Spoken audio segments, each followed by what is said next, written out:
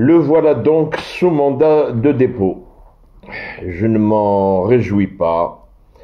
Belrit, Mohamed Lamine, serait docteur en histoire, perturbateur en puissance, négationniste, révisionniste, et j'en passe. Il a accordé une interview à une chaîne de télévision étrangère, Sky News, et contrairement à ce que pensent certains de mes collègues, la journaliste n'a pas fait honnêtement et correctement son travail. L'interview était dirigée, orientée. Les questions supposaient les réponses qu'on attendait. Et ces réponses portaient atteinte à l'intégrité de l'Algérie dans sa constitution, dans sa cohésion, et la réaction à ces mots a été générale, un soulèvement. Cela a fait le buzz et la pression a été telle que la télévision nationale, le soir même, a réagi en mettant Sky News au pied du mur. Et aujourd'hui, donc le lendemain, le sieur Belrit a été mis sous mandat de dépôt. Encore une fois, je ne m'en réjouis pas. Pour certains, il a ce qu'il mérite, c'est à la justice de déterminer le poids de sa faute. Ce que je peux rajouter à cette affaire, c'est qu'au-delà du prévenu qui, lui, est algérien, au-delà de cela, c'est la question Amazir qui est au milieu de l'affaire. Et la question Amazir, à mon sens, n'est pas exclusivement algérienne. La Mazirité, c'est des îles Canaries, à l'oasis de Siwa en Égypte, de la Méditerranée jusqu'aux pays subsahariens, Mali, Niger, où nous avons des amazirophones. Et pourquoi le pays le plus amazirophone de l'Afrique du Nord, à savoir le Maroc, n'a pas réagi à ces propos? Peut-être parce que le Marzen est affidé à ses amis du Moyen-Orient, Arabie Saoudite, de Mohamed Ben Salman, les Émirats Arabes Unis aussi. Ça peut être une réponse.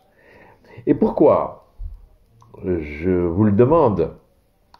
Chaque fois que notre identité amazigh est mise en cause, c'est toujours les Kabyles qui réagissent en force et en poids. Nous avons des Chaouis. Le sieur Belrit est lui-même Chaoui, paraît-il. Des Chenouis. Nous avons les gens, les Touaregs. Nous avons du côté du Maroc, Chlouha, les Rifins. Du côté Tataouine en Tunisie, Djerba. Non, il n'y a que les Kabyles qui mettent la pression. Tant mieux. La Kabylie étant le fer de lance de la revendication berbère depuis la nuit des temps. Ça, c'est le premier constat. Le second, cet individu, Belrit, soi-disant historien, j'en doute, je vais vous dire pourquoi j'en doute. Lui, qui remet en cause la spécificité amazigh que le grand Ibn Khaldoun a bien étayé dans son livre Al-Muqaddima, les prolégomènes, l'histoire des Amazirs. Au XVe siècle, s'il vous plaît, est-ce que pour M. Belrit, Abdelrahman ibn Khaldoun serait un agent du sionisme ou commandité par la France, déjà au XVe siècle.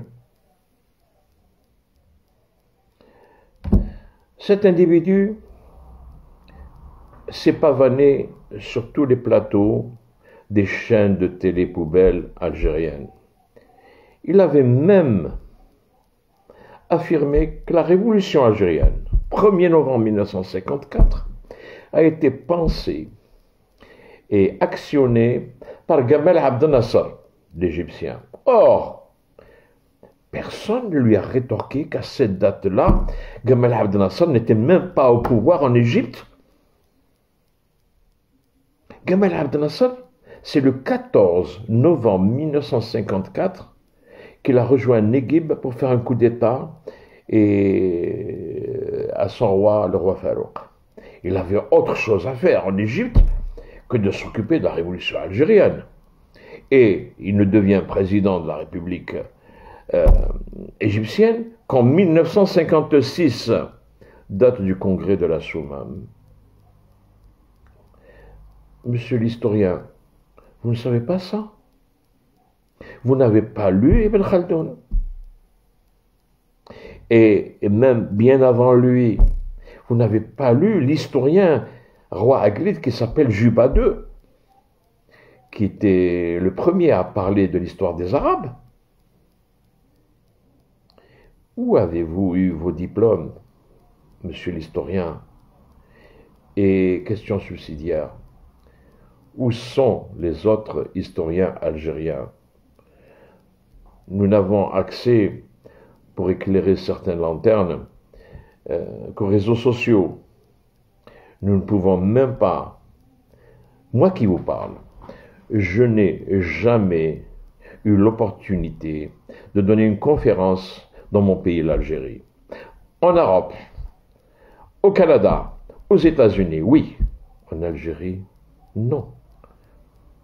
D'abord, c'est très très délicat de parler de l'histoire de mon pays sans risquer mes cheveux blancs dans quelques cellules de la République. Un risque. Il est des vérités que nous ne pouvons pas énoncer par la censure, aussi par l'auto-censure. Nous nous censurons nous-mêmes. Est-il permis d'espérer que des voix d'historiens éminents, de journalistes propres, puissent se faire entendre? Parce que des individus de cet acabit, il y en a beaucoup. Des démagogues, il n'y en a que ça. Des faux nationalistes, bien sûr. Des patriotes de la petite semaine, évidemment. Qui osera dire la vérité sans craindre pour sa liberté? Là est la question.